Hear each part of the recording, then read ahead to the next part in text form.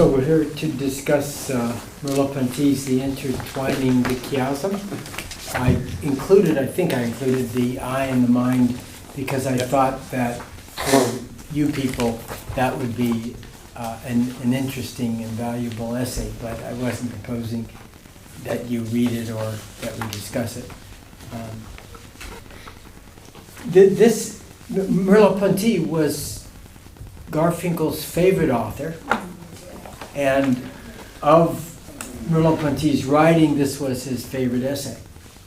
And it's also probably Merleau Ponty's most influential essay, particularly in recent times. A lot of people refer to this because it's very rich, but it's more rich in promises than in actual deliveries, perhaps. But it deserves its recognition. He's addressing the project of non-dualist thinking, or if not thinking, since thinking and non-dualism are often at cross purposes, which is the very problem that we're taking up. Let's call it non-dualist experience. And it's noteworthy that Merleau Ponty refers to seeing and to touching many more times than he refers to thinking in the essay. He's talking about the visible. This appears as the last completed chapter of his last book called The Visible and the Invisible, which is the greatest read. It's just fabulous stuff. And the visible is the world, and the invisible is the mind, you can say, except he wants to look at this relation in a non-dualist way. And he's just starting out. Unfortunately, he died before he finished the book. And so the book concludes with many, many pages of working notes, which are very interesting also. And I really urge you to read the book. It's a fabulous book. And the problems he's addressing are so intractable, one almost wonders if he didn't die because he couldn't figure out how to get to the end. But that's not the case. He died of smoking himself to death with cigarettes. But it's just an incredible essay. And the translator of the English translation is Al Lingus, who's a brilliant Lithuanian-American phenomenologist whose own writings are quite extraordinary. And he's also the translator of the two most important books by Emmanuel Levinas, who influenced Merleau Ponty. In fact, Levinas was the key figure who brought Husserl's thinking to Paris in the late 30s and 40s. But it's certainly more of a promise than a program than we get in this chapter. He admits as much on page 401 when he says at the bottom of that first paragraph that ends on 401, our concern in this preliminary outline was only to catch sight of this strange domain to which interrogation gives access. Interrogation is his term that substitutes for philosophy. It's kind of a more open, it's a kind of thinking that doesn't exercise the hegemonic control that classical European philosophy exercises. So interrogation, he develops that earlier in Visible and Invisible. But so he calls it a preliminary outline. And the problems about dualistic reflection, are problems that all the world's philosophies, East and West, have spent a great deal of their time considering. And they include not only dualism, but egocentrism, which follows naturally out of Descartes' fundamental proposition that I think, therefore I am, and to try to ground everything from the I think. And so we are the center of the universe, which is very European. And it's promulgated in many ways. You see it in European painting. It's always the human being that's in the center. Compare that with Japanese painting or Chinese painting. It takes you 5 minutes of looking before you say, oh, there are human beings in there. Look, way up there on that mountain, they're coming around a little trail. I mean, it's everything's related to us, which is maybe also the problem of Western civilization. I mean, it's also its genius, right? I mean, that's also true. So the problems here are not just epistemological, they're anthropological. And I think certainly Merleau Ponty recognizes that. He says on 398, hey Bob,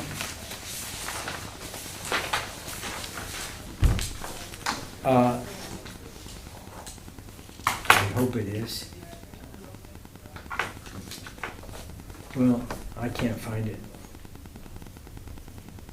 If I don't underline it, well... What's the phrase? Yeah. What's the phrase? It is not as the bearer of a knowing subject. Go for it. What? He's going to find it on that. Oh, good.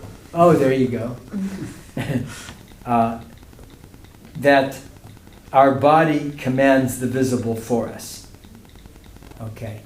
So the knowing subject is the notion that he's criticizing. It's 1, 2, 3, 4, 5 lines down on 398. Okay, I got it. All right. Yeah, all right. There are some advantages. I found it already though. No, I didn't. So it's not as the bearer of a knowing subject, which is that Cartesian subject that he's criticizing, right? So he's trying to overcome European dualism, which is not only an epistemological problem, it's an anthropological problem. And of course, the title of his first early book, not his very first book, but the really popular first book, is called The Primacy of Perception, right? Where he tries to lay out a way of analyzing experience that doesn't impose this Cartesian dualism on top of everything. But it's interesting, in that book, he promotes perception as something that happens before reflection, which is a repeat of what I wanted to reject in Heidegger last time, or at least in Husserl, that we start with raw data. And Heidegger says, maybe the raw is secondary. Maybe the understood universe is first, and then the pure raw stuff comes after some kind of intellectual abstract reduction. And yet then that says, in just the same way that Rousseau speaks of the social contract, I mean, the social contract isn't where people start, right?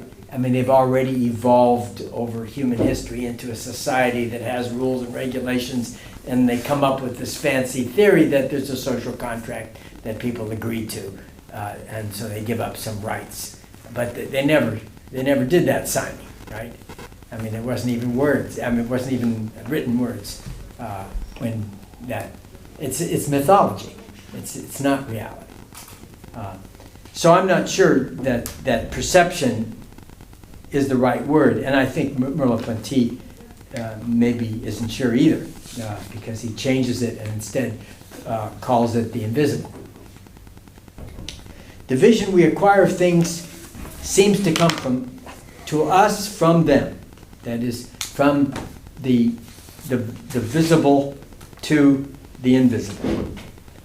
And so you get a kind of correction of the subjectivism, let's say, although this is a very debated criticism, of phenomenology, that in fact we're not in charge of everything to the degree that we think we are. That in fact what's external is directing affairs. So what is that possibility? This book I'll talk about again today by Günter Figal, who's the holder of the chair at Freiburg that Husserl and Heidegger had.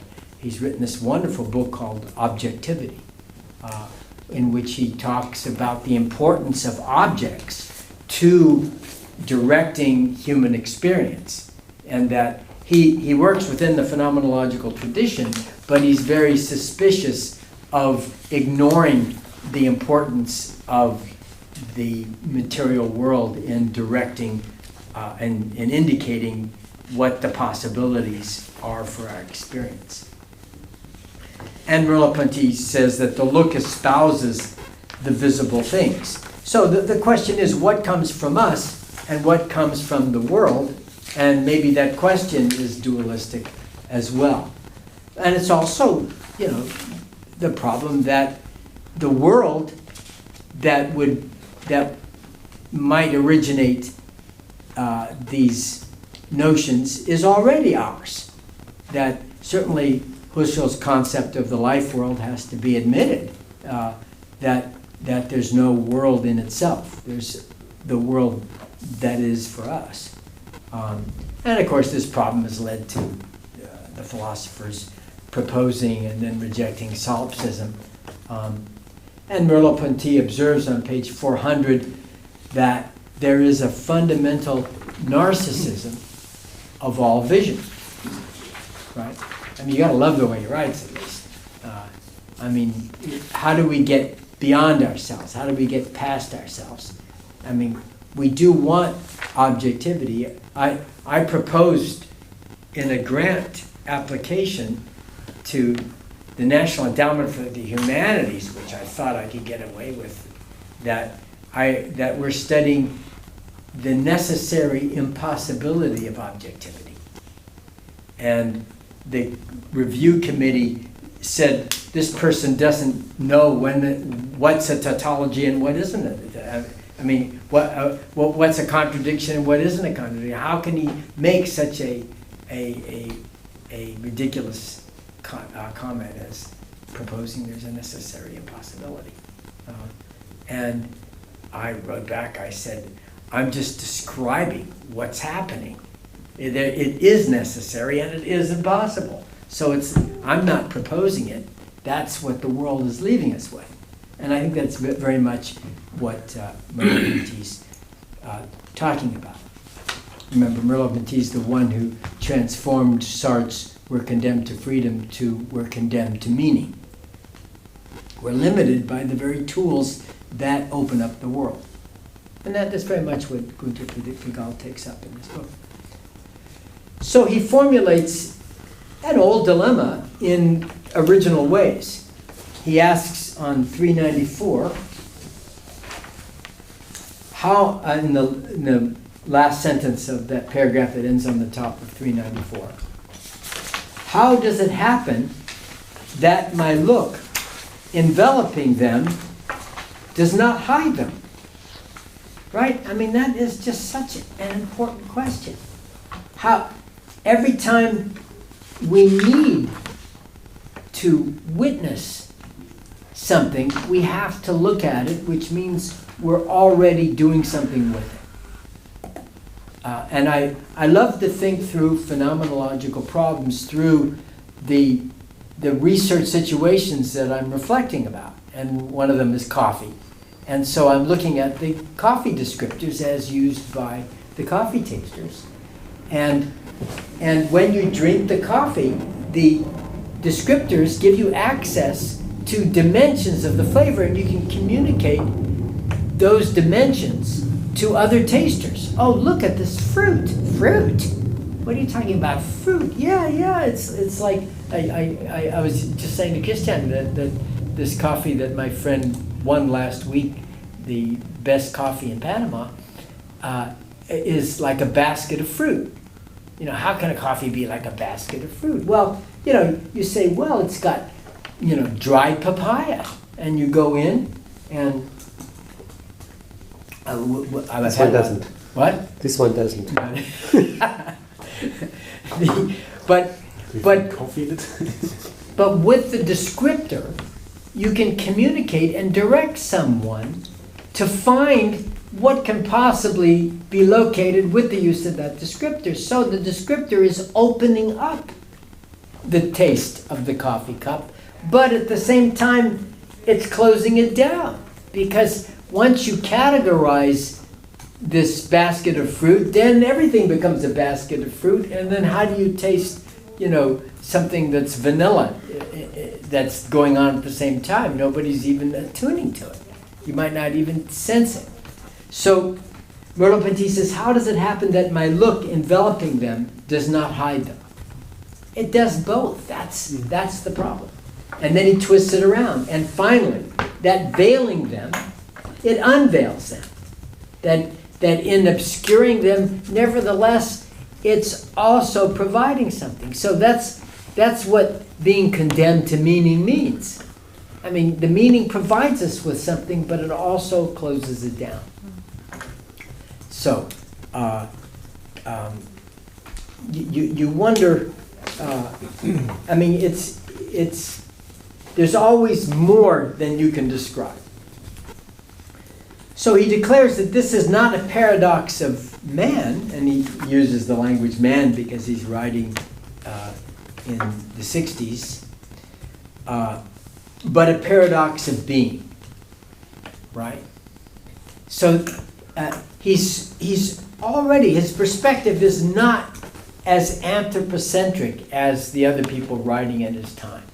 That it's not everything isn't the problem of man. This isn't a paradox of man, but being itself. You know, I mean, he just has a very broad scope that helps to solve problems and to get to original insights.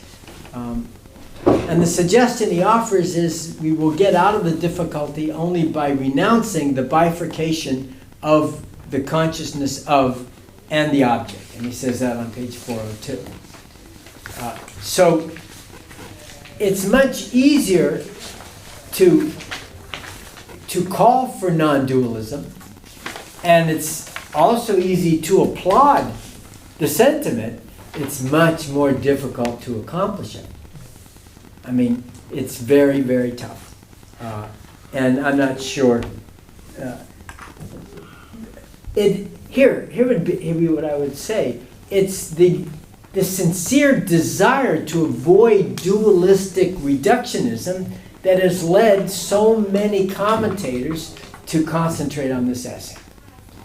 So they share the goal with him, even though, you know, we haven't found our way in terms of a methodology. And in fact, what you get, which is almost scary, at least to an English-speaking person like myself, is what you get instead of a methodology is you get poetry. You get an aesthetic resolution. It's so freaking beautiful, his writing, that you're already applauding without having solved the problem, right? And of course, some people would say that's what the French are like, right? But I won't go that far. In any case, there is though an abiding problem that's not resolved. He commences his interrogations with the comment that one cannot say if it is the look or if it is the things that command. Okay, that might not be a bad epigram for one of your studies. And he offers the clue of developing this is on 395, of this art of interrogating it according to its own wishes. Well, how can something have its own wishes? I mean, that's a leap of faith. And then as I said, I like to think these problems in the light of concrete research contexts. And I immediately think, when I read this, of a Thai Buddhist teacher of some note, Ajahn Buddhadasa, who once observed, the forest is the teacher here. You know, somebody says, well, so what kind of teaching are you doing in your center? He's living in the forest of Thailand. He's saying, I'm not teaching anything. The forest is the teacher here. Right? So how can the forest teach anything? I mean, it doesn't think, right? It's an anthropomorphism to say that the forest is doing the thinking. And yet that's, I'm very active participant in the International Association for Environmental Philosophy, and we're trying to look at the fundamental relation of humans to the earth. And I'm informed by my time with Aboriginal people and my years of mountain climbing. And I'm trying to take Ajahn Buddhadasa seriously, because I've been taught by the forest. I've been taught by the granite. I mean, the granite talks. I'm convinced of it, you know. But then how do I demonstrate that to some cynical Marxist who's never left New York City and who says, yes, but my television talks to me when it breaks down, you know, and that's an urban American wilderness, right? Can I comment? Please. Is that the same link to what Clay is saying, or he's cited for in Eye in the Mind? That I sometimes wonder if the forest is looking at me as much as I'm looking at the forest when drawing it. You said Clay. Yeah, Paul Clay. Paul Clay. Paul Clay. Yeah. But isn't that quote from this essay? Is it? I thought it was from the Eye in the Mind. It could be. Maybe I've confused them up. Okay. I'm just wondering if it's the same you mean. Yeah.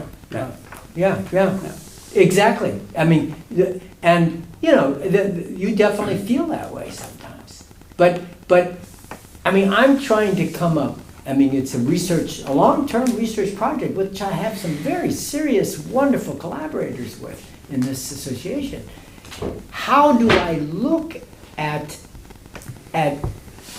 what we do learn from the earth without sentimentalizing it? Because 99% of the stuff that goes on is ridiculous sentimentality by, let me say frankly, acid-taking earth firsters and Sierra clubbers, you know, who basically, you know, I mean, I once asked them, well, what do you do when you know, you spend so much time out in the wilderness that you run out of dope, and it's a cloudy day and it's even hazy because it's the end of summer and there's smoke from fires and everything looks ugly and it's not pretty anymore? Then what happens to your wilderness experience? You know, I mean, it's the whole Western U.S. environmental aesthetics developed only because the Sierras are forgiving.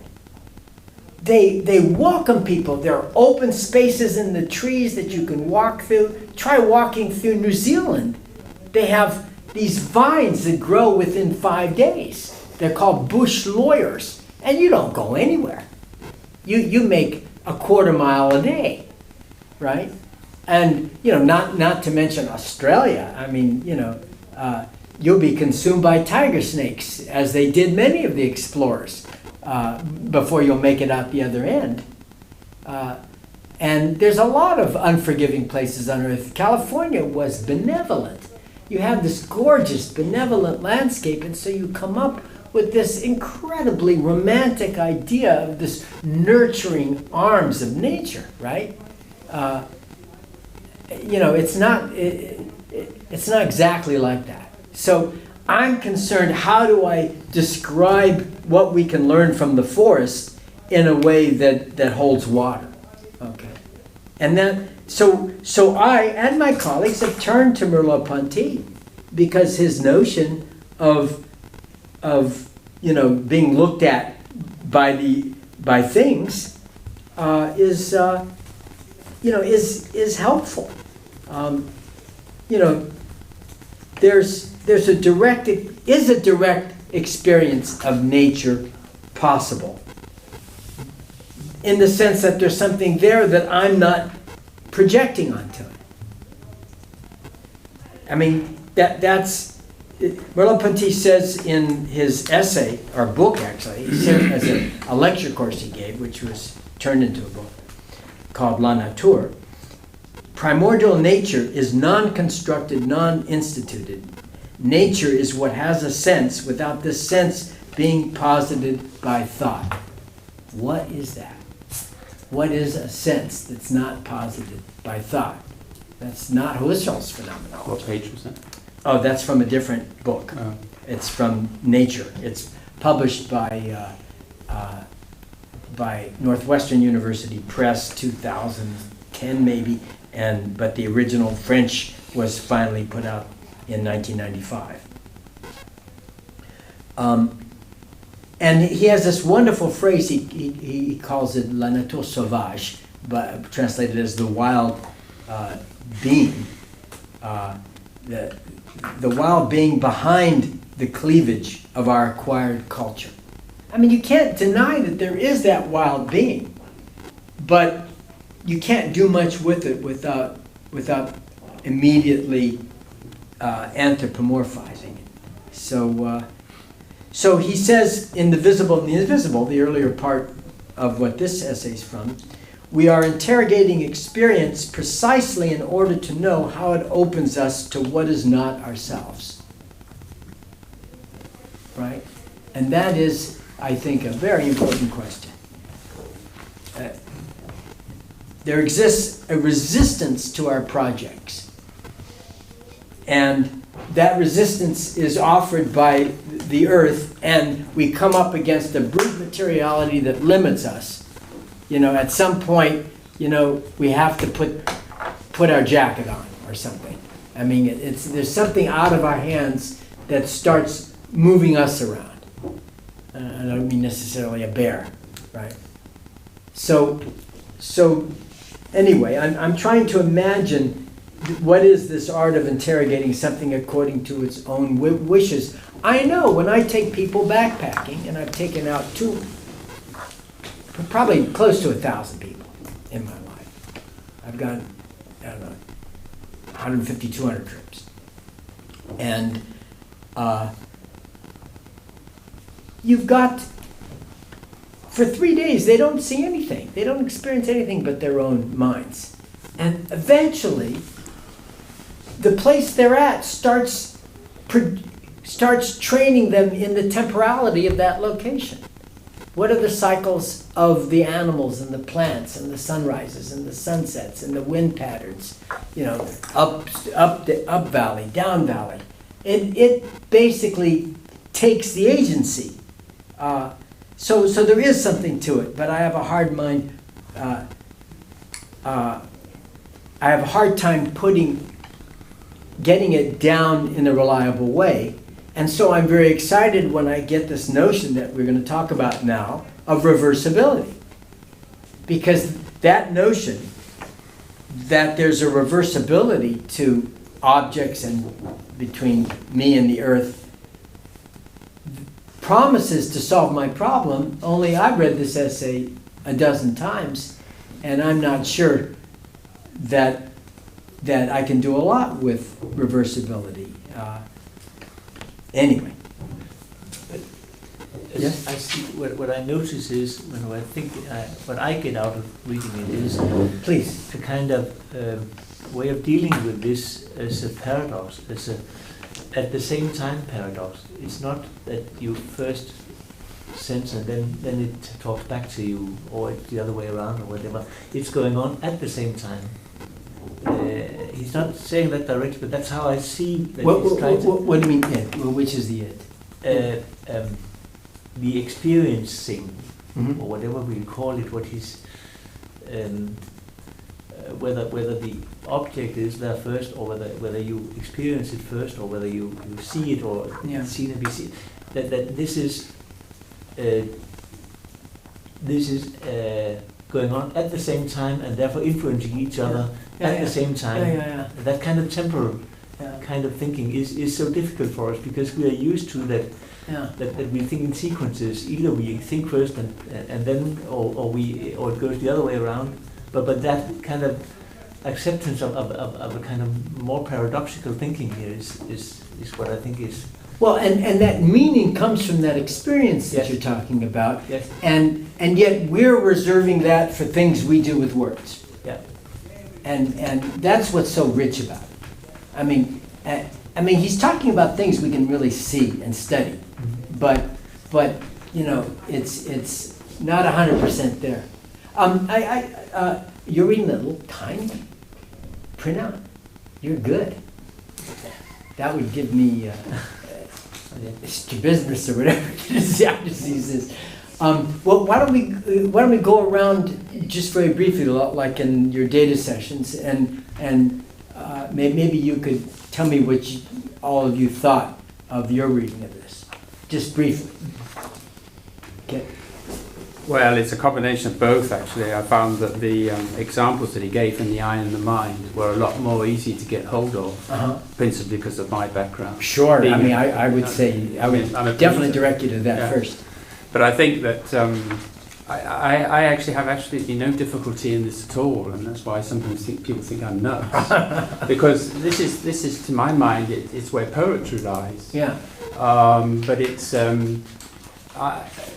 from my readings of other stuff, people who've used Husserl, I have no problem in the notion that there's something being constituted between me and what I'm looking at the same time. So it's both what Henry's saying. There's a paradox of they're both happening at the same, but there's a synthesis going on, or constitution going on in the middle. And I find, I must say, I find this. I'm sort of home, actually. Good. I find it difficult. I found his. It's nice to when get some somebody support, writes pages without paragraphs, I find that really rather difficult. Oh, 3-page long paragraphs, yeah. But intuitively, his whole career was that way. Yeah, but intuitively, it resonates quite definitely with the way I see the world and other people. I can't say more than that, really. Good. Maurice? Oh, I don't think I have anything to say that I could say and articulate well, other than that, I'd be needing to read it again before I'm happy that I understand it. Sure. In my terms. I mean, there were too many things that I think didn't quite yet click for what I'm looking for, so. Okay. I don't feel more confident than Louise. Even less, possibly. Yeah, it looks like you've underlined a lot. Oh yeah. Yeah, that's my way of understanding things. Or at least convincing ourselves that we understand. But he does quote Heidegger at one point about the things themselves. Is that on purpose? Well, it's a bit of the battle cry of phenomenology. Yeah. Yes. I look forward to reading all of it. It does, it's like any good poem. You could read 40, 50 times and still get more and more into it. And it's like that. I mean, it's very... How do you stop? What? How do you stop reading it?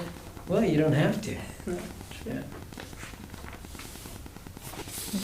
Even less confident, so I don't know, I don't have... Did you find an Italian translation? I'm sure there no, is but one. in a way I'm happy for the English, because I find it might get more complex. Okay.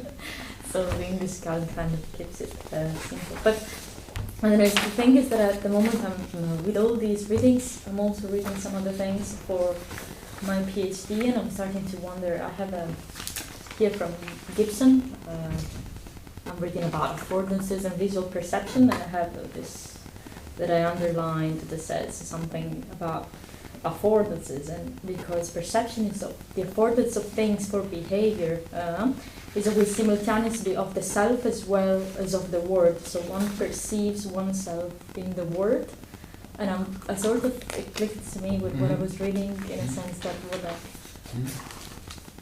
I'm just trying to understand. So then when one is seeing things or experiencing, then is one experiencing things. It's, I think it's getting a bit more big in my head about who is experiencing what or whom, in a sense. Well, there's a point at which you all the phenomenologists in some way talk about openness. There's a point at which the vigor of Western science is not to allow for openness, but to rigidly control everything and to manipulate. Heidegger talks about that in the later part of his career as well. But if you keep tight control, it's the part that you cover over. It's the revealing and revealed. That's the irony that we're living with. So how do you find what's behind that? How do you ground when there's no possibility of grounding? Anyway, and I like his idea that it's not a human problem as so much it is a problem of being. I mean, this is our situation. I mean, at some point it'd be interesting, and some phenomenologists are studying animals, how they organize the intelligibility of their world. I mean, I don't know how they know what a cow thinks in the field, but they go off and they observe and try, and it's all also connected with animal rights. There's a big movement of animal rights in phenomenology, but using the Merleau Ponty's writings to get there, particularly in this last book, Nature. Okay, Christian? Yeah, I have to admit I didn't get through the entire paper, but I think one thing that struck me was in a way sort of the way of writing, which in a way is sometimes very poetic and sometimes very extremely difficult. I'm not quite sure whether it's so complicated and difficult to understand because it's poetic, or sort of figurative speaking. I think in terms of sort of what he writes, I think what fascinates me most is sort of this way of talking about the body, the human body in the world in sort of a very provocative or revolutionary way. I think that's the way sort of, as a general thing, Yes. sort of what strikes me most. Yeah, good. But that's, if you were to say one thing that Merleau Ponty contributed to the world, it was adding the body to phenomenological study. Yeah. And that you get in the Phenomenology of Perception. Yeah. And that, the chapter on body motility is what I was thinking would be very appropriate for us, but I chose this essay because it was Garfinkel's favorite Merleau Ponty, and if we were to read one thing, I thought maybe that would be a good one. But maybe some other time we can take up part of that. But to look at how the world accomplishes its being meaningful from the perspective of the body as well as the mind is definitely the direction that Merleau Ponty contributed to not just phenomenology, but a wide range of social scientists. Can I just make sort of another comment, which is not really a comment about this, but sort of linking up to what Agnese said, that I mean, at least some of us are working a lot with Gibson's notion of affordances, and I very often have sort of think of I'm wondering to what extent you could characterize Gibson as a phenomenologist or not. Or if you can, I mean,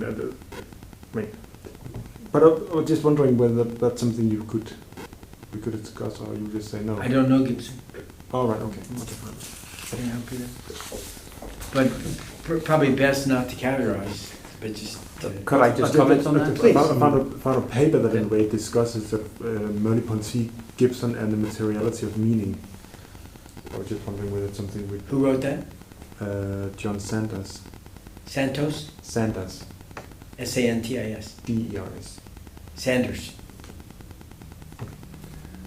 There's an English anthropologist, Tim Ingold, who's written a book called Perception of the Environment, which is very much based on Gibson. Yeah. And Ingold, he doesn't talk so much about affordances, but I think much of what Ingold is writing about, and he takes directly from Phenomenology, and he builds his work on Heidegger. Yeah. So I'm quite sure there is a link there. Yeah. But I've never actually seen it, but Yeah.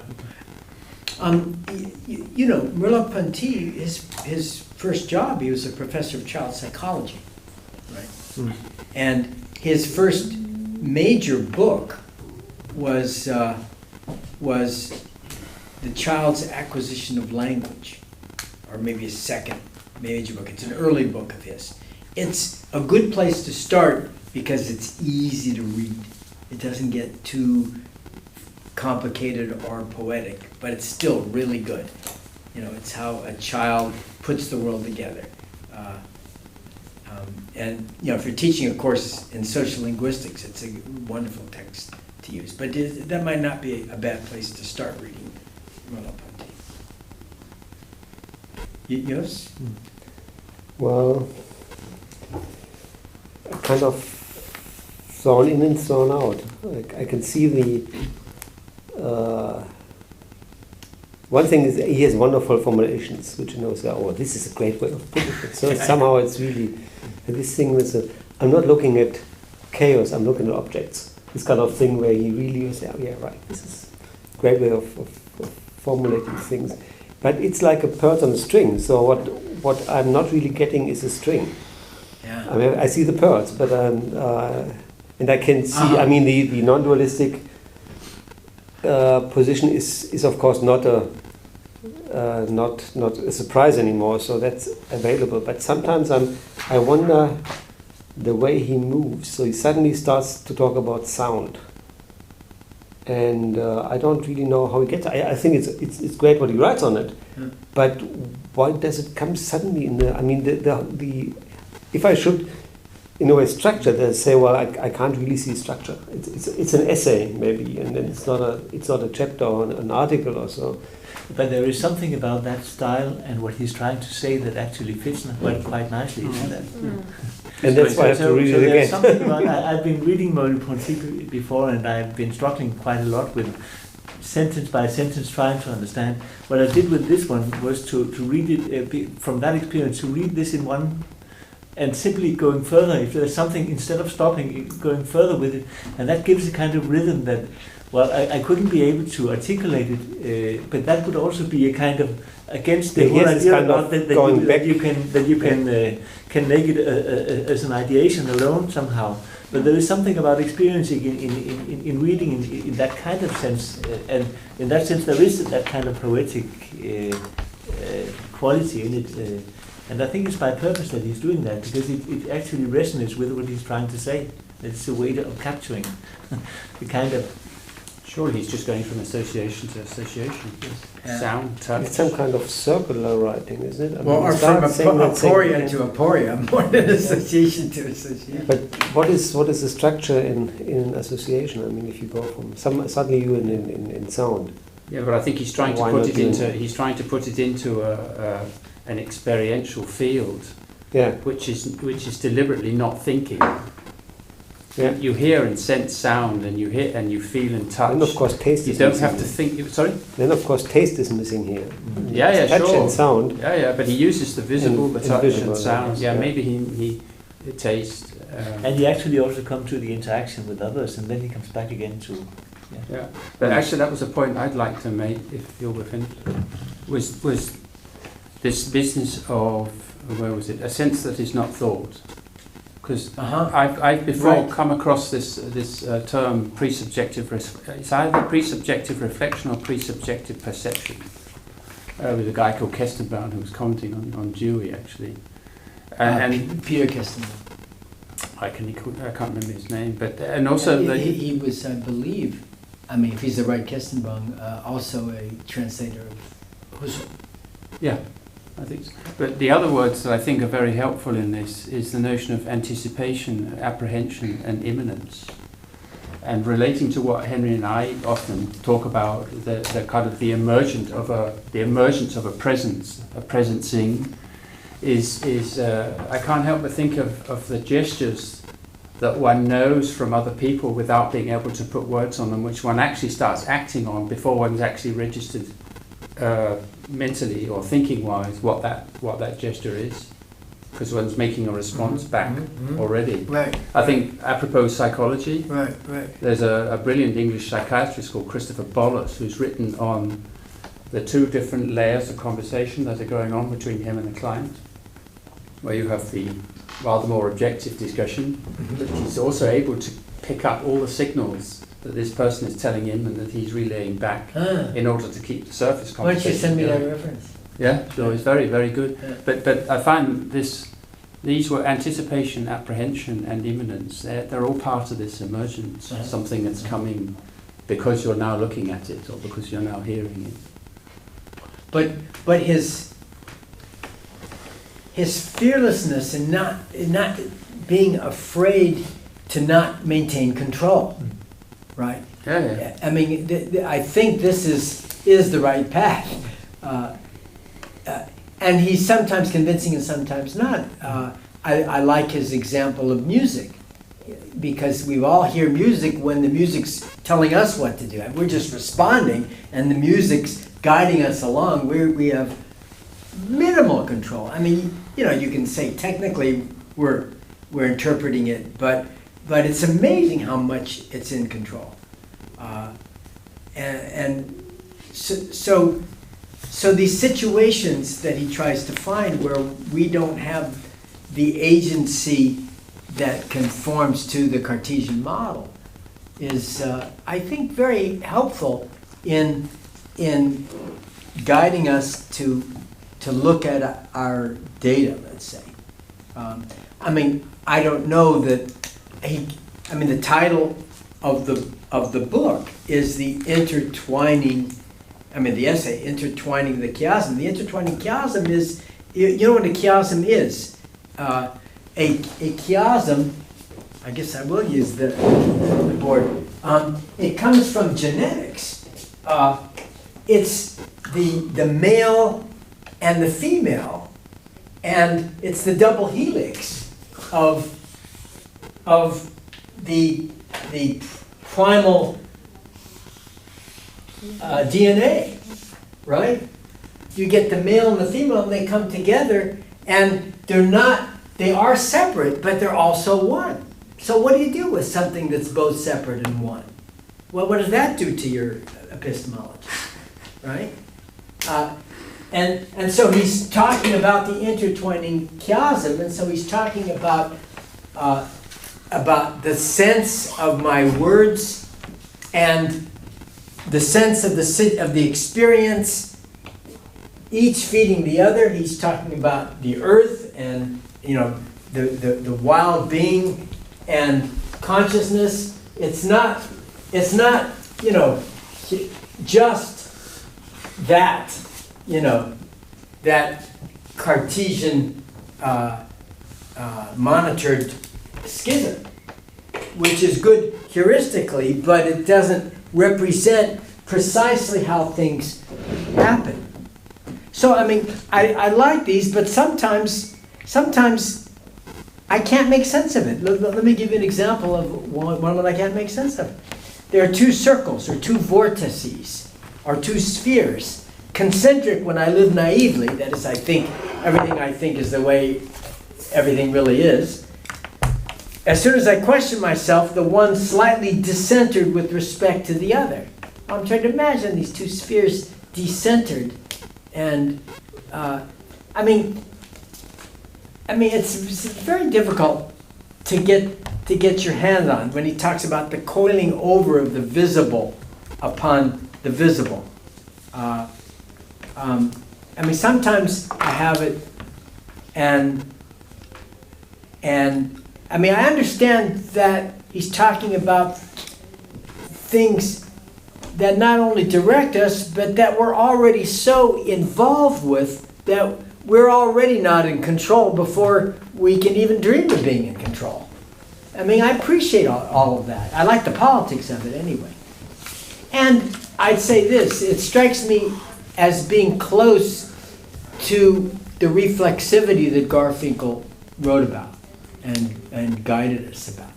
I mean, and I think it's part of the strongest part of ethnomethodology, but it has a very interesting career in Garfinkel's own thinking. He was very excited upon coming upon it. And in fact, he was coming upon it while he was reading this material. So I don't know if this influenced him or not. I'm sure if I asked him, he would say, I don't know, but it would have to have. Something like that. But he first espoused reflexivity and then announced that he was very proud of it, that he considered it, there was I think the first conference on ethnomethodology at UCLA back in 1973 maybe. He says that this is a real achievement, that the two big achievements of ethnomethodology are indexicality and reflexivity. And he says, look at how everybody's adopting it. Of course, they changed the meaning of reflexivity under Bourdieu's reading. But, and then he became estranged from the term because he was really pissed off with how people kept using the term, this is reflexive, without not only indicating what's reflexive, but he suspected didn't know what reflexivity meant, and they were using the term. And then it became popular, and at first he was proud of its popularity and then realized how superficial the uses of it were. And then when Meehan and Wood, Bud Meehan and Houston Wood came out with their book, I think it's called the Reflexivity of Reflexivity, or the Ethnomethodology of Ethnomethodology, I'm not sure, I forget the title. But I think the Reflexivity of, I'm not sure. But anyway, you know, he said the way they use reflexivity just beats the meaning out of it. And I don't think that's fair. I mean, they're both incredible people, but Bud Meehan has done brilliant research on classroom instruction, and everything he does is good. And I know him personally. He knows what reflexivity means. And Houston Wood, his Hawaiian hippie friend, is really an insightful guy. So I didn't agree with his assessment of the book, but still, he dropped it completely. He would not even let us mention the word. And if we did, we would have to really specify a very deep, thick context that was reflexive before at the end of the description we could suggest something about its reflexivity. And so a lot of the students dropped it as well, and so it's kind of fallen out. But I think what Merleau Ponty is talking about here really is reflexivity. It's very difficult. The problem with reflexivity is you cannot teach it. I mean, you can't come up and give a lecture. This is reflexivity. It's impossible. I mean, I've done it many times. You always run into brick walls, particularly with undergraduates. What are you talking about, right? I mean, what you can do is do what Harold did, and that to give people worldly exercises where people went out in the world and did things that ended up being reflexive, and then the students themselves write about what it is with or without using the name. I mean, I think the best exercise he gave for this purpose was the sketch maps or occasion maps exercise, where he has people get a map that people draw. Would you come to my party? Yeah, sure. Well, I've never been to your place. How do you get there? Oh, it's no problem. Right? Famous last words. And you draw the map, and you've got some notations about as crazy as the history of the transcribing, right? That we just went through. I mean, you know, everybody has their own. And some will give you a key and some won't, right? And so you get this thing, and you're like into hieroglyphic interpretation, and you find very quickly you're completely lost, right? But the map gives you enough indications that you say, oh, that's all those wiggly lines, that's gotta be the Sunset Boulevard that's going crazy like this. It's gotta be, that's where we're at. We're in that really windy section of it, right? And so you use this nonsense, this unintelligible collection of marks, to find something, to find anything that can make it intelligible. And so what you find bites the page and becomes the page and gives you the meaning of the page until you discover you've got it all wrong. And those are the great ones. Then how do you go from having it all wrong to finding the clue in the landscape that will make it all right? And so you go through these exercises and you discover something about reflexivity. I've got it. The second chapter of my book, More Studies in Ethnomethodology, summarizes some of the exercises that I did with my students about this. But I don't think it's very distant, this notion of reflexivity, from Merleau Ponty's notion of reversibility. Can I ask you something? Yeah. Following your example in making sense of the map, the squiggles on the paper or whatever, such that you can read it and that it becomes intelligible, as you said. What is it that people bring to that process? What is it that they use? What would you say, or what would Merleau Ponty say? What is it that they have? When you said, oh, that squiggly line must be the boulevard or such and such street away, what is that they're referring to? It's a great question. What the key skill that leads to success is for them just to stop thinking and just open up to everything in the most clear, open, objective, let's say, way as they can. And all of a sudden there's a gestalt, boom, maybe this is it. Let's try it out. And they try it out and it is or it isn't. And if they go down and it turns out it's not, the best thing they can do is to go back to the very last spot where they were clearly oriented with the use of the map. And then start again, opening up, stopping thinking. Let's not presume we know what we're doing. Let's just tune in. Now we know where we are again. Where is this next thing? And then you look, and it's not like you create it. It's just like Merleau Ponty describes. It's inscribed, and all of a sudden it plops before you, and you try that out, not knowing still if that's the right way until you hit, oh, look at that square. That's got to be the bank on the corner. Maybe it is, maybe it isn't, but you're building evidence, right?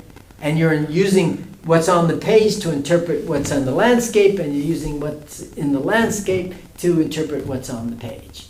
And you're building a system, and it's really good when you get to the picnic and it's the right spot, right? Nowadays with cell phones, we don't have as big a problem. But in those days, it was always, there weren't phones at the picnic spot, so you might lose the class altogether, But the key thing is not analyzing harder, that direct seeing that Heidegger was critiquing last time, but analyzing less tenaciously. But waiting for things to find a way. I mean, what is creativity? It has to do with originality as well as discipline. And there's some ideal combination for sure. Yeah. What's the difference between the map and the coffee tasting? Is it not the same? Is it not just a different landscape? The coffee tasters are using those descriptors as ways of... It's different. It's the same as the squiggly line. Yeah. Right? Yeah. And the other one was, I can really recognize what many designers and design students, artists do it as well, is this notion of not thinking and letting things hang, Mm-hmm. cultivating the ambiguous, actually. Yeah. It's a trait. Yeah. which drives some people nuts because, can't we have a decision here? Let's get the answer. No, let's just... let it Keats happen. celebrated creative ambiguity. Who? Keats. Okay, I didn't know that. Not really read him, but okay. But it's interesting how these things sort of overlap. Or how some people seem to be able to bring these ways of doing stuff into a normal kind of practice without even registering that they're doing something different to maybe academics in the university, for example. Well, shall we take a break and then come back to reversibility, or did you want to raise? No. Okay, Frank is good. Okay, reversibility. He says on 412, the second to the last page, line 10, I hope. I'm never off more than 1 or 2. There is a reversibility of speech and what it signifies. Right? That is reflexivity in its classical formulation.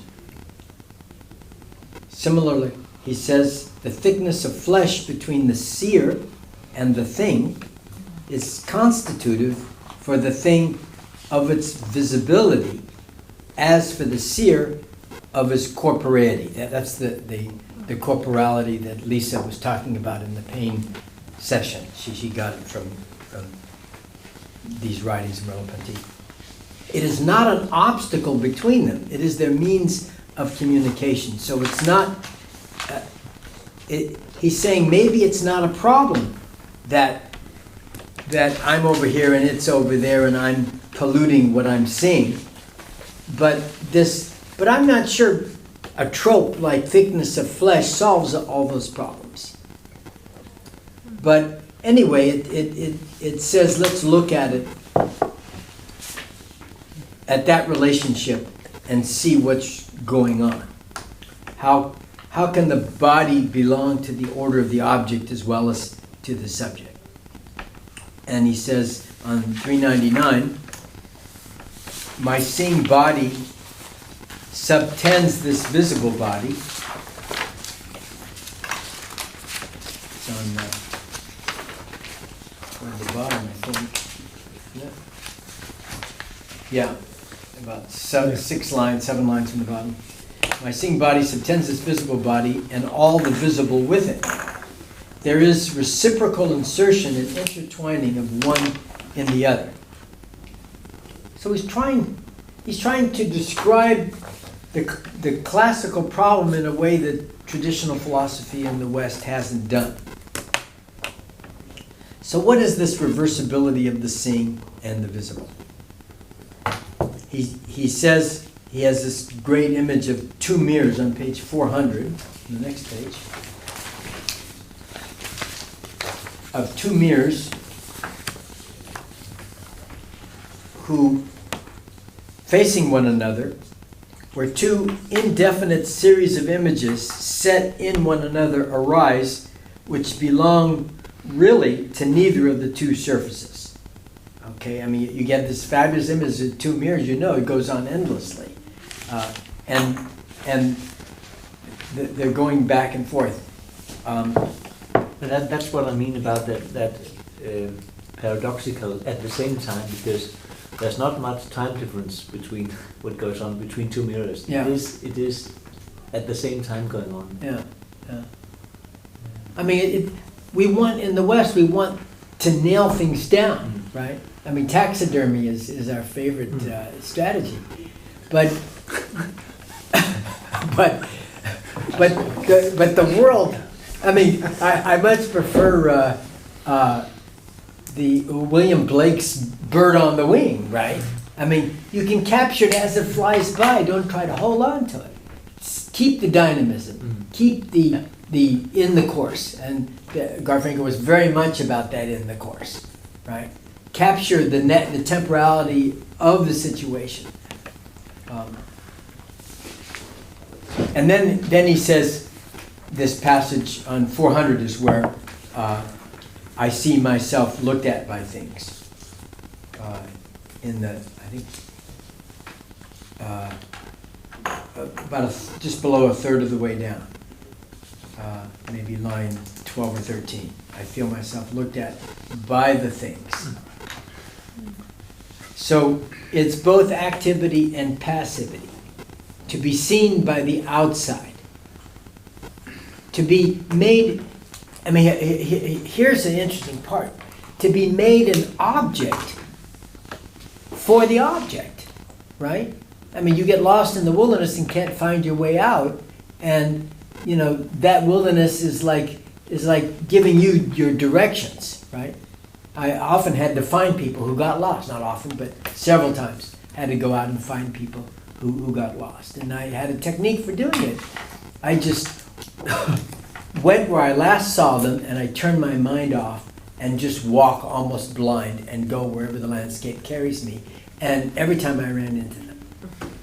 Okay, I mean that is there was an agency to the place.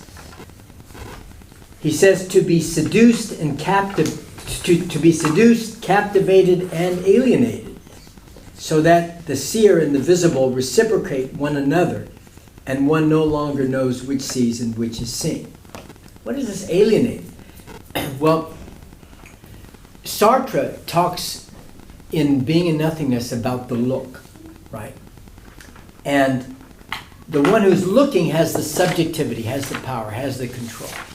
And he talks about how as soon as one is looked at, you become an object for somebody else, and you feel alienated, and you're almost pissed off at that other person for being there.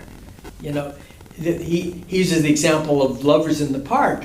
You know, don't want the third person to come to, let alone sit on the park bench, but you know, doesn't want the other person in the park, because as soon as there's the gaze of somebody else, they become not the spontaneous intersubjectivity of their relationship. They become an object, a couple for that other look. So the look is alienating, and Sartre has this fabulous reflection on this. Merleau Ponty here says, a relation of the visible with the self that traverses me and constitutes me as a seer.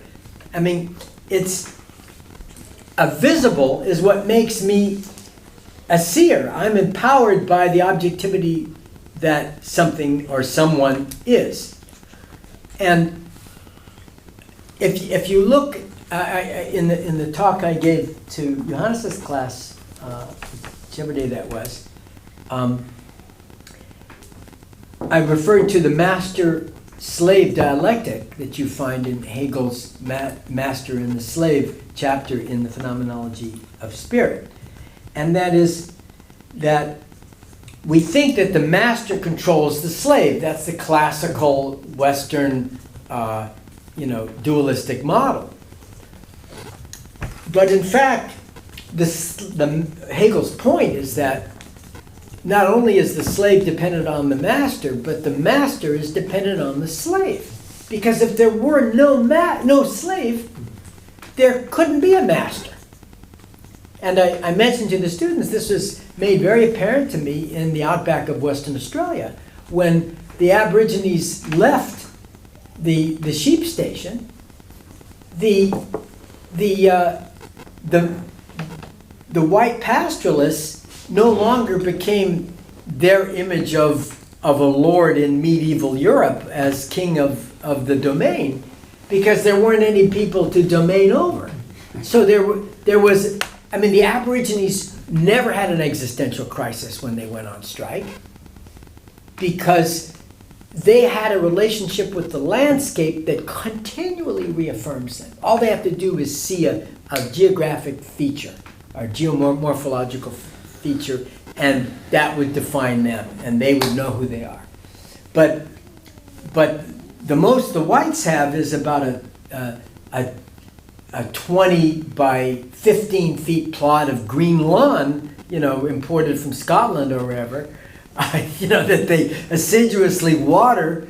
I mean, maybe they can feel security with that little bit of lawn. It's almost ridiculous, right? I mean, they had tremendous insecurity, because without the slaves, they had no mastery in their status. So they lost their identity.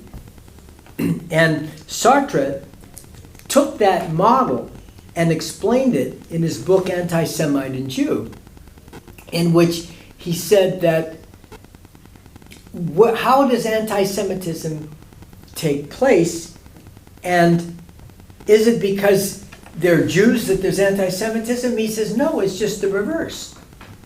The anti-Semitism creates and defines the Jew. And not only that, but the stronger the anti-Semitism, the stronger the Jewish identity. Well, that pissed off Jews immensely. I've had them walk out of my class and protest, you know. But in fact, you know, what about Jewish identity comes from what's inherent in whatever their cultural practices are, certainly nothing genetic, and what comes from the discrimination that they face. And in America, there's very little discrimination. There's a bit in Chicago, I suppose, but I haven't run into much. And so they're totally assimilated. My students from Portland, you know, they have a Jewish friend. Say, oh, are you Jewish? Oh, my parents are, but I'm not. You know, I mean, this I've never heard of. You know, that's a crazy idea. But that's what the student's experience is. Because when there's no anti-Semitism, when you're not being looked at as this, then you are not that for them. So it's this mutuality of this reversibility of the look. And so Sartre's student, Albert Memmi, wrote a wonderful book called The Colonizer and the Colonized about North Africa, Tunisia primarily, in which he talks about the relationship, how the colonizer creates the meaning of the colonized. And in fact, that identity is so internalized, and the dependence upon the colonizer for that identity of the colonized is so internalized that long after the colonial power has lost control, you still have this inferiority complex. I mean, look at India. I mean, you know, they still haven't gotten over it, right? And it's 50 years now. The young Indians have. The people 22, 25 and younger. And it's totally new India coming up. But this process is interesting. So, and Fanon, another student of Sartre's, talks similarly. And so I've come up with my own theory of race relations in the problem is not to create equality. And the last thing you want to do is work at uplifting people. What you want to do is not change how you look at other people. What you want to do is get looked at by them. That is, expose yourself and make yourself vulnerable to being objectified by their subjective gaze. So that you let them control the processes of identification and feel alienated. And if you can experience some alienation, then maybe you can start to overcome the racism to which you're enmeshed without recognizing it. And my students don't like that. I mean, they want a happy ever after, which is the Hegelian synthesis of the dialectic, right? There's thesis, antithesis, and then synthesis. Merleau Ponty is rejecting that. Well, Hegel was, as well as I agree to him, Hegel was rejecting the medieval synthesis thinking. I think it's something other people put on Hegel, that he's working on synthesis, because he's actually not. Hegel is rejecting the synthesis thinking as well. Well, that's not my reading is that the modern democratic Protestant state is the final answer for everybody. Yeah, but is that Hegel? Yeah. Those last chapters of the Phenomenology of Spirit. Yeah. Yeah. Okay. But I mean, in okay. in the kind of method, the kind of thinking, it is the method that I think we can be inspired by Hegel. I'm not into his. Well, I like that reading. I want to hear more about it. Yeah. I mean, I don't know that the text would uphold it, but it's certainly the direction that Merleau Ponty wants to take Hegelian thinking. And if you look at, let's see if I can find it. But what I'm aiming at is this idea of temporalism, of ongoing interaction is what I see that we have from Hegel and the line of thought that several people has taken up, and that's what the kind of quality I'm looking at. From Hegel. Yeah, I mean, I'm not denigrating Hegel. He's the most unique thing. He's the only aspect of philosophical experience that I don't find in Eastern thought. Everything else they do better than we do. But this historical imagination that Hegel bequeathed to us is what makes us unique. And I even said that in my book on Aboriginal people, and I was raked over the coals by Aborigines for being an imperialist, for suggesting that the whites have something that Aborigines don't, right? And I didn't mean that. I'm just frankly saying that I don't find historical imagination in non-Western cultures. If history is what we're talking about, this dynamism and this evolution of institutions. On 413, the last page, the last sentence. And what we have to, and you have to appreciate that the visible and the invisible at several points attacks dialectical thinking, which is an odd thing to attack. But he's talking about the synthesis move of the triple move. And what we have to understand is that there is no dialectical reversal from one of these views to the other. We do not have to gather them up into a synthesis. They are two aspects of the reversibility, which is the ultimate truth. I mean, that's great. So I tell my students who are pissed off that there's no happy ever after answer, I said, no, there's just alternating alienations. You're not going to come together and sing Kumbaya. You're going to have, but if you can equalize the opportunity to look and be looked at and to experience freedom and experience alienation, and you alternate them back and forth, the understanding grows, and that is so it's the movement of the tensions. Yeah. Instead yeah. of yes. Right. Yes. I mean, to create some static place where everything's happy is just social mythology. Okay. But actually, Adorno was into that in his negative dialectics as well. Was into which? Adorno was into in his negative dialectics. Yeah. I've run a seminar on that. Yeah. I love the book. Yeah. But he was against the Hegelian synthesis or reaffirmation. He was against the synthesis. Yes. Yeah. Right. That's what I think. Yeah. That's right. Yeah. That's right. I don't know what he thought about it. I don't imagine he read it much. Anyway.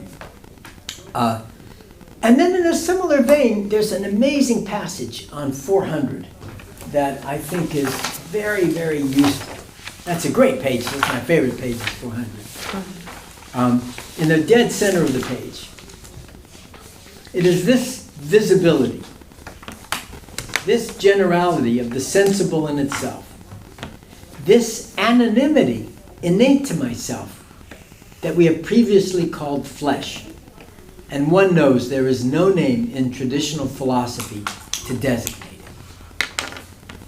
So what is this anonymity? This is really what Western thinkers seem to be incapable of imagining up to this point. That is, the anonymity is something that, if I could borrow a twist of phrase from Heidegger, is our own most being. Anonymity is us. And I can tell you, it's what the Aboriginal people of Australia seek all the time, is to keep contact with their own anonymity. And that's the primary reason they've not become white people. They want to just experience being instead of projects and doing. Let me give you an example. At one point, the Aboriginal people were convinced that they had to get involved with understanding governmental processes to the extent of defending their land rights. And so they nominated 3 people to the Department of the Protection of Aboriginal Sites in Western Australia. That was my department. And they nominated 3 people from the most traditional community in Warburton to come to Perth and learn what the law was, what the site registration process was, what could be done, what couldn't be done, how to argue points, and to go back and inform the community if they had a problem with the sacred site being destroyed for nickel or uranium or whatever it was, they could actually do something about it. These were the tools, but they needed to know those tools existed. So they asked the community if they were interested. Yes. Okay, we need some people to learn how to do it. So they nominated 3 people, 3 very capable people, very different kinds of people. One was illiterate, in fact. And I was charged with training them. So I spent a couple months with them in Warburton.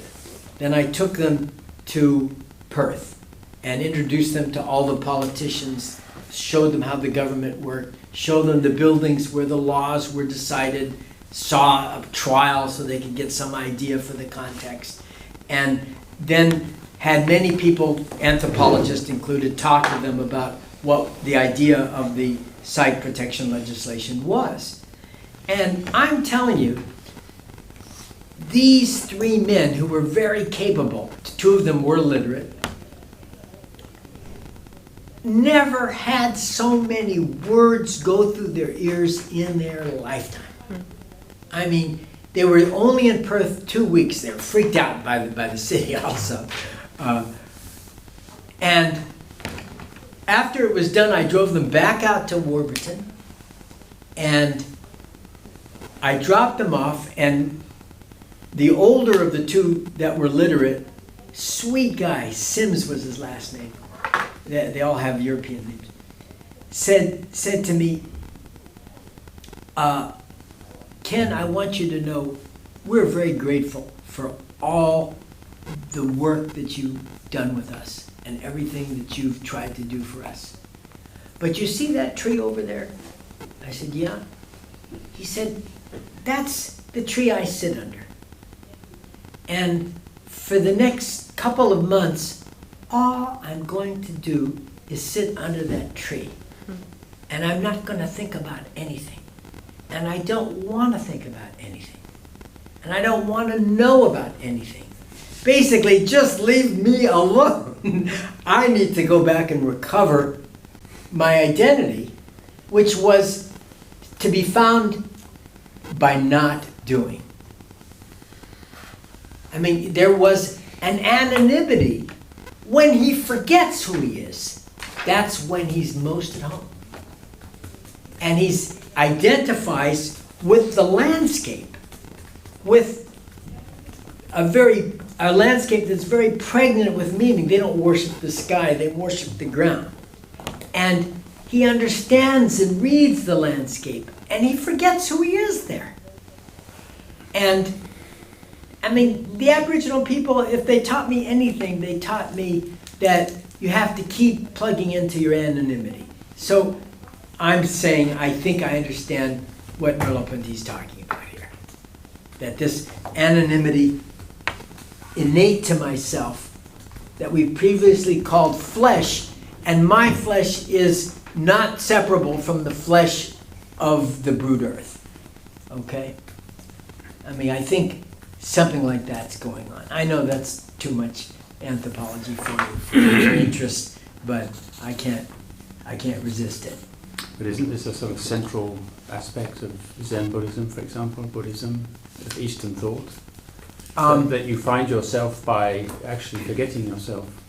Yeah, but compared to these guys, the Japanese or Tibetans are just wannabes.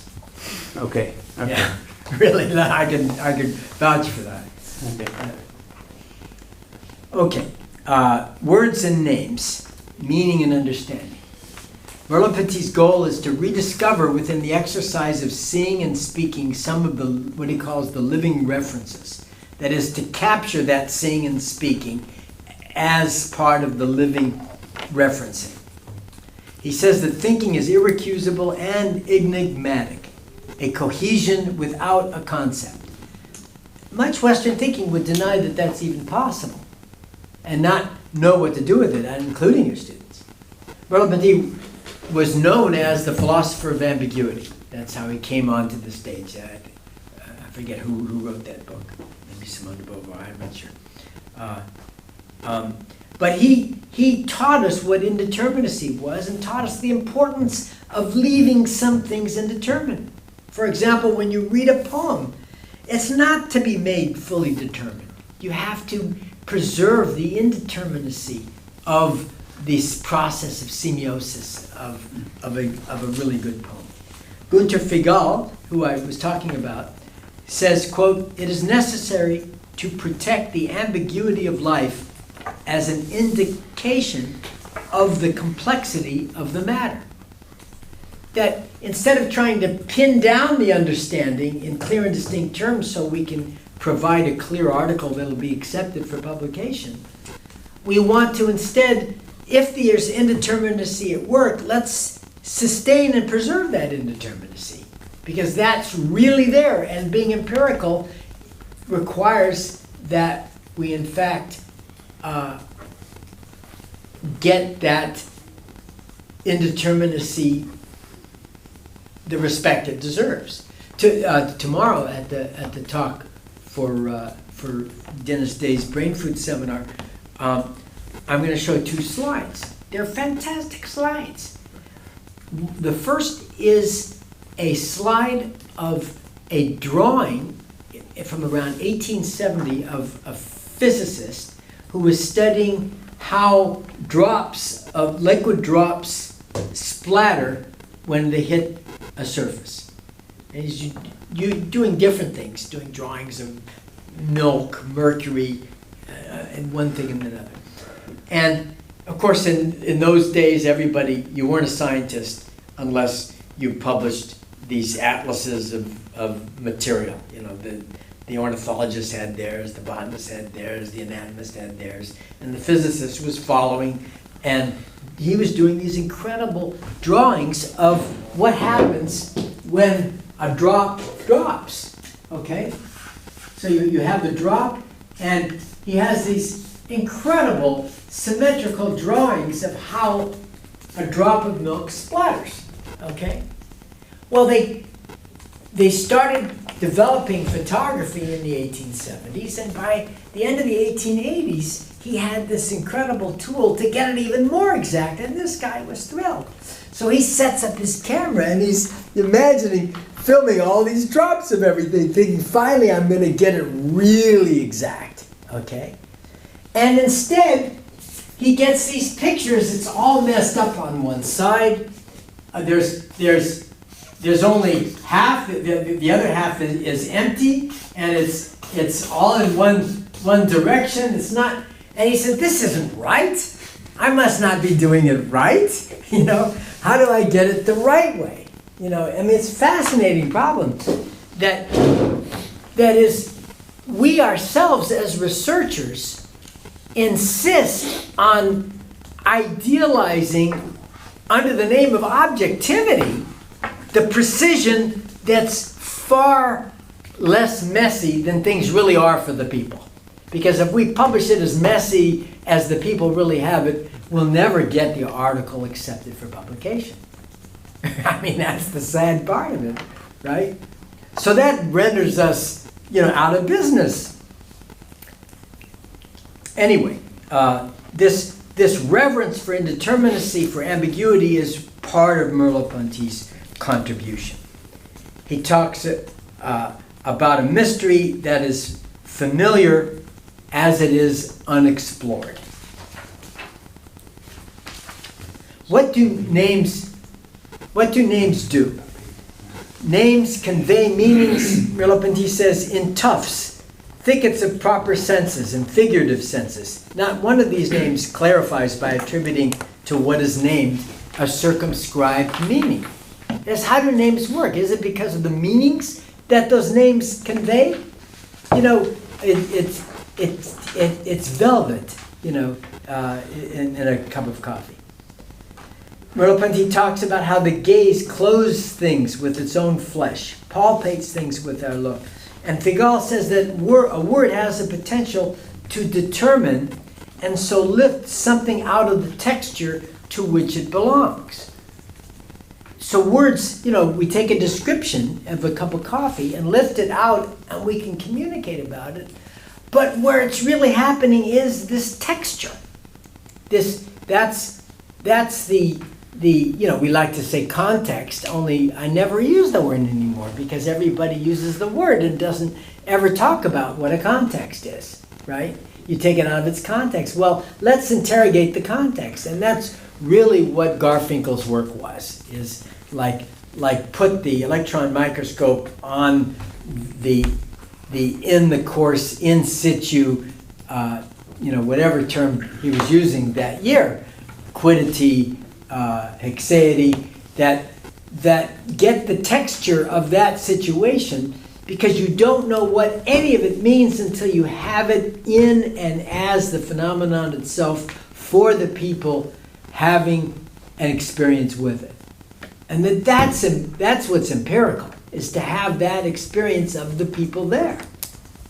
So if our experience is not, I mean, if we have a clear and distinct experience, then we can make it clear and distinct. But if it's not clear and distinct, then let's not make it clear and distinct. And we have a bias, an academic bias, that we should make it everything clear and distinct.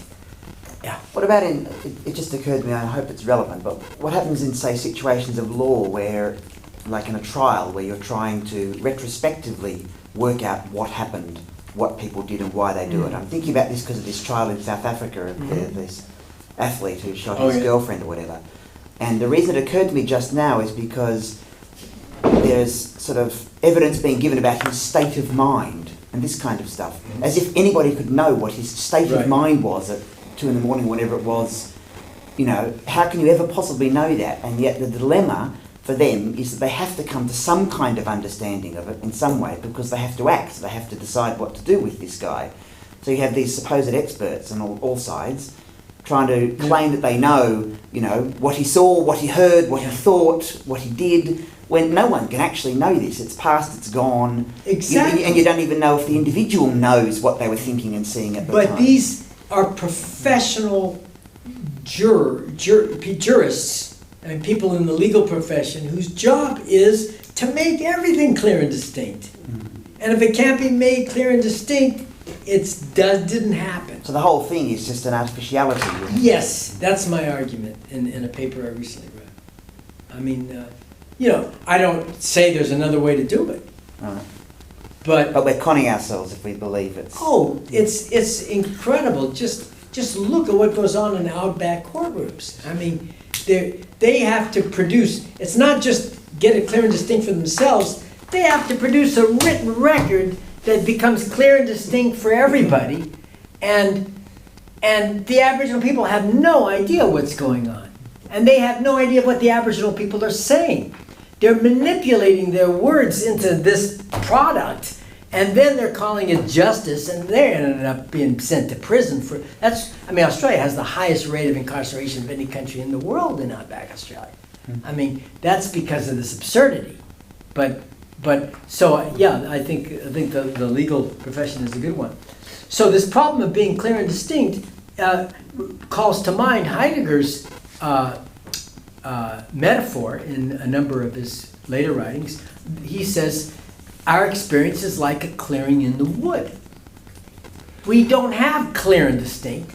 We just have a clearing that we prepared the groundwork for, with a lot of, you know, bulldozing and you know, scythe cutting, and we're very sure about a very small area, and what we don't admit is the darkness of the wood.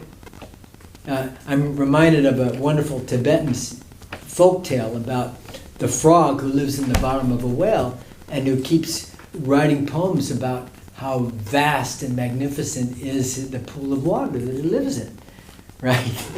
And it's hysterical. I mean, to read this frog boast about how huge, and they try to tell him that, oh no, it's quite small compared to, he doesn't believe any of it. I mean, there's that fantastic kids animated movie called Ants, which was on when my kids were little, and it takes place inside this anthill, and the whole thing's this very elaborate world, and there's battles between the personalities of all the ants, and etc., and the usual kind of Disney, whatever it is, Pixar cliche. Probably a lot better than we are. But the final end, as the credits roll, it's wonderful because the animated camera, kind of pans back from the anthill and gets higher and higher and higher, and the anthill becomes this tiny, tiny little dot with this whole world and the city over here and all the rest of it. And it's just this real stark reminder that there's this incredibly elaborate world, but in reality... Did your kids get that? Kind of, I think sure they did. Yeah, that's cool. That's really cool. Yeah. Okay, he says there's no total visible that would not have an invisible always accompanying it. The total visible is always behind or after or between the aspects we see of it. That is, you have to have an invisible to make the visible intelligible. There's always an invisible accompanying everything, and we'll talk about that next week when we look at the documentary method of interpretation, the craziness that Garfinkel came upon. But would you call naming things invisible?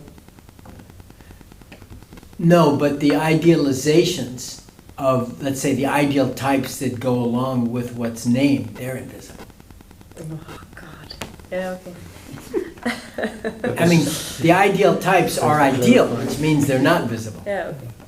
But this is the revealing concealing, right? By taking one particular, is. But to me it sounds the same. Yeah. By taking one perspective on the same ground of material, you'll bring some stuff forward and the other stuff will go back.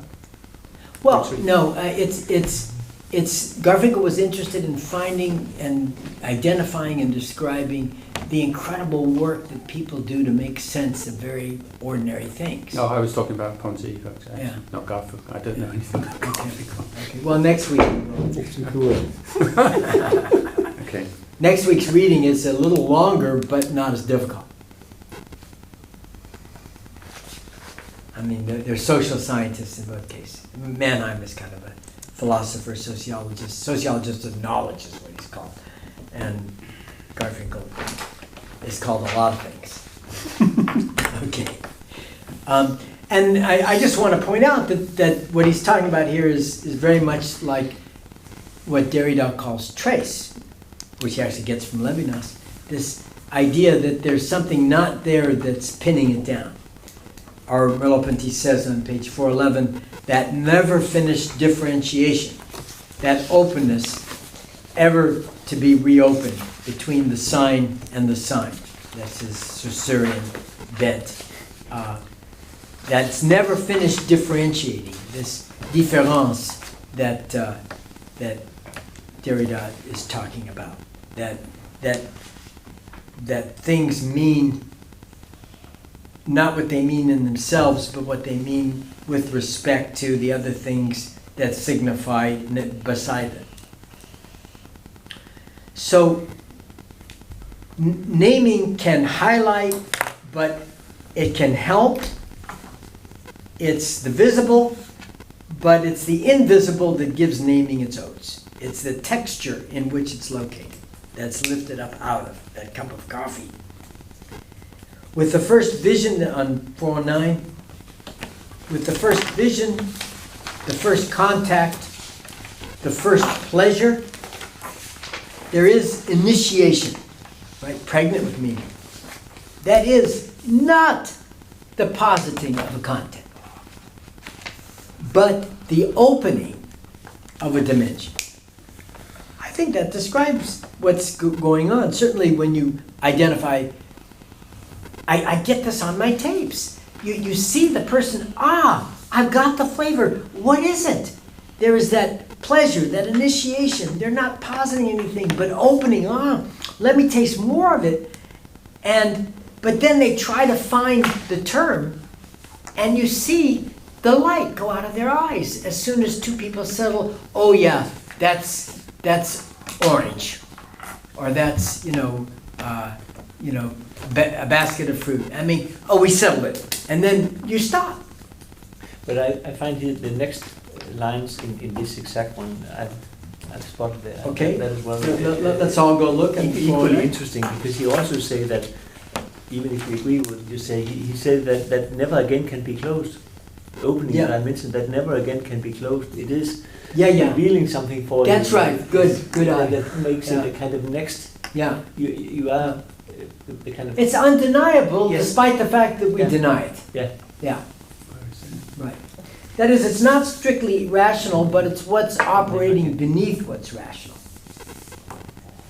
Or he says on the next page. Okay. Oh, yeah. A third up from the bottom. I don't want you to count that many lines, but about 12 lines from the bottom on page 410. That is not the proper contribution of a thought, quote unquote thought, but its condition. Okay? That in fact this experience is the realist part. It's not just the objective name. One of the best coffee tasters and most respected coffee tasters in Italy works in Trieste, and he said, I tell him I'm looking at the relationship between subjectivity and objectivity in coffee tasting. And he said, well, you've come to the wrong place. I don't do any subjectivity here. Everything I do is objective. Right? I mean, and then he has this long reflection on Proust. Well, you either like Proust or you don't like Proust.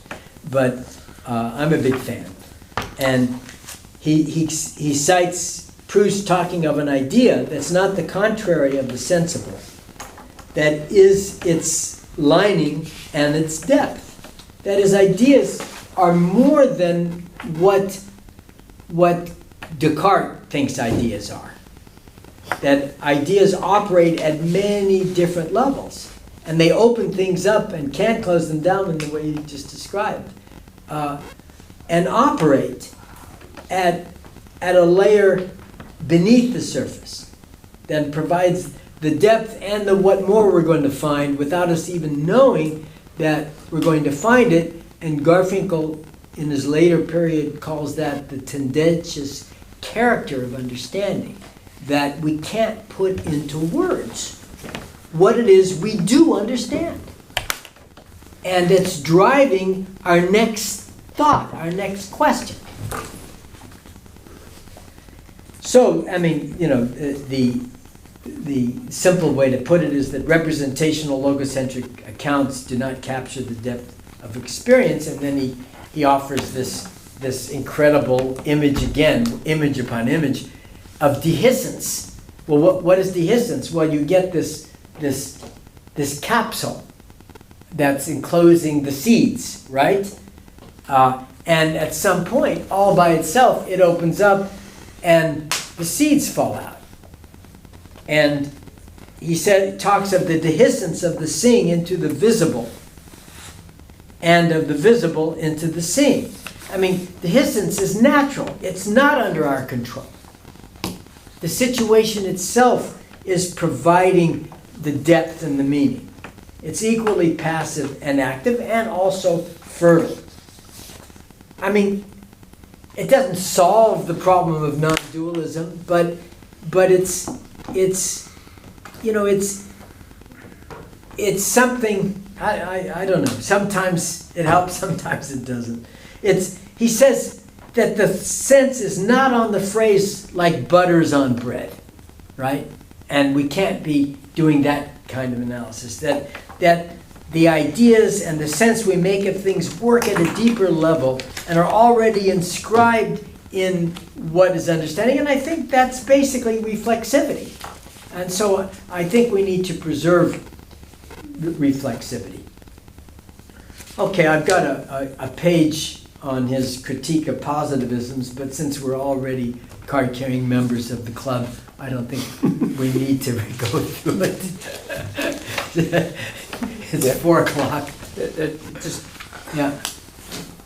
I can't remember exactly what it was you said, but at one point you said that the coffee taster was just about to get hold of a notion of something, and then somebody almost butted in and said, it's a basket of fruit, and you said, then that's it. And you said that the look went out of his eyes. Yeah. And then the Again and again. I have it on a lot of tapes. So there's an interesting thing here with regard to aesthetics and creativity, is the enjoyment of not actually getting there, finding the word. Yeah. It's hanging in that sort of. It's not always wonder or joy. Sometimes it's puzzlement. Yeah, but I'm thinking for some there's a genuine joy in being in that position just before you decide what it is. It's one of the things that drives certainly design students and painters and artists. Yeah. It's this continual. It's the searching for, not the finding. That's the. But if you don't find, there's some dissatisfaction. Yeah, but you do find it in a sense. Or you might say eventually. the kind of ungraspable in the present moment where you're not able to put words on it, but you have said something. Yeah, But there's something you really, get close enough that you can smell it, even if you can't. Yeah, but there's see something it. really. How can I put it? Really, really exciting, motivating about it, and I think one of the reasons that sometimes you let this ambiguity hang is because it's so enjoyable. It's almost an aesthetic feeling of being in this. It's not indecision.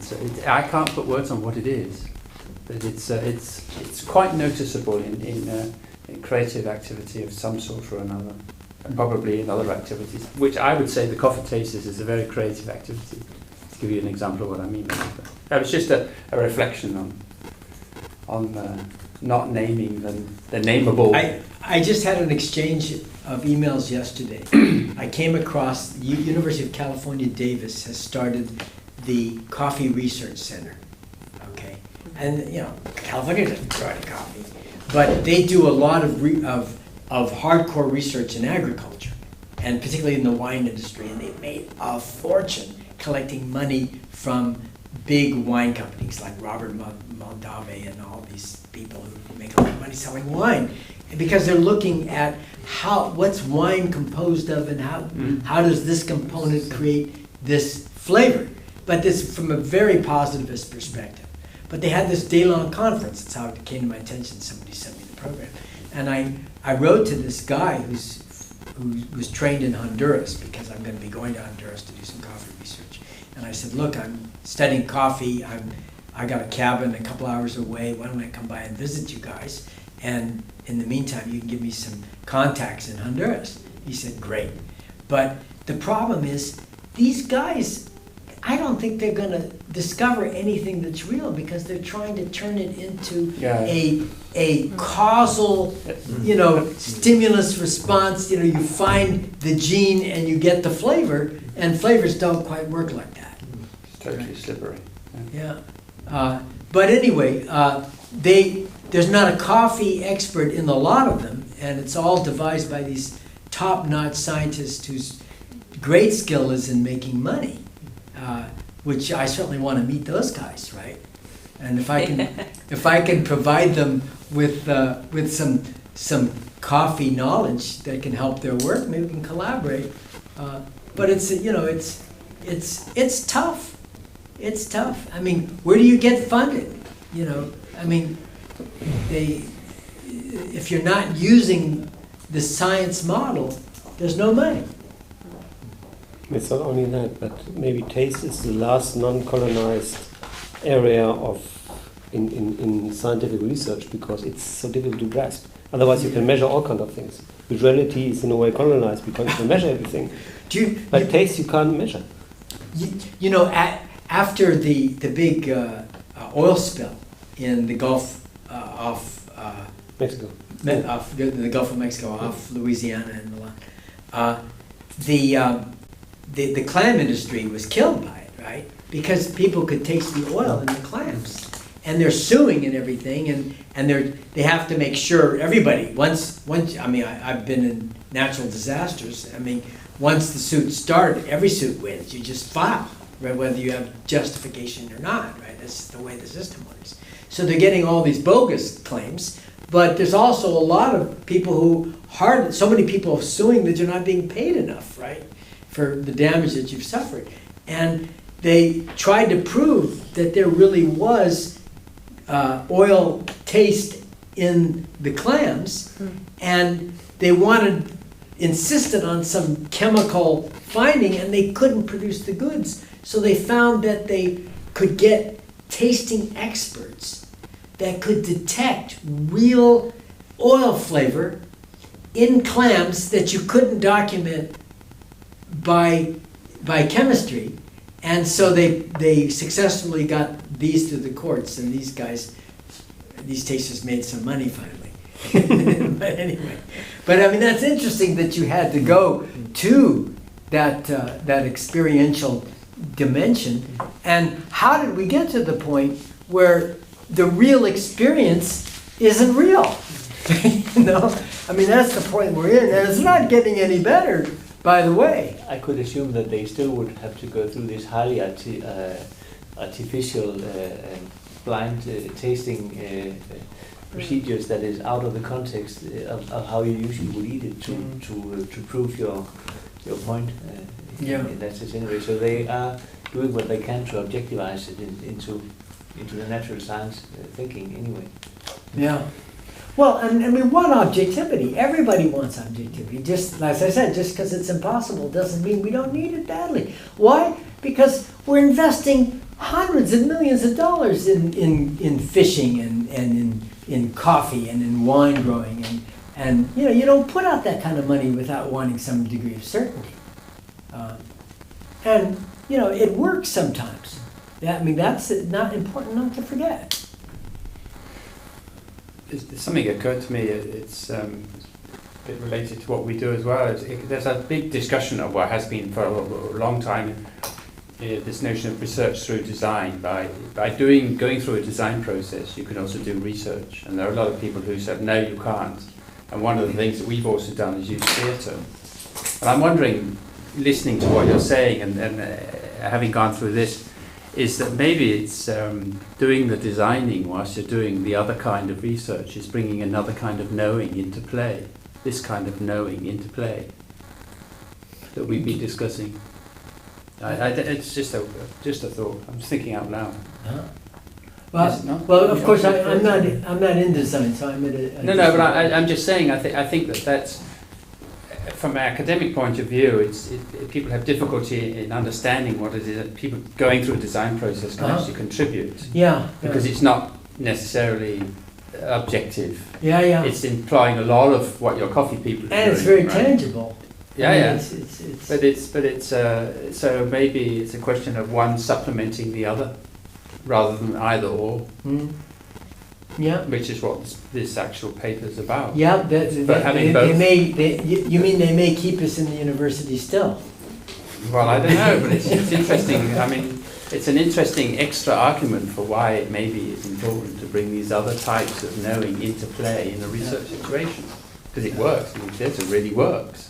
People could do stuff which they normally wouldn't do, and understand stuff actually in ways that they otherwise wouldn't understand through a kind of rather more hardcore analysis. So Well, thanks for your keen interest, everybody. I appreciate it a lot.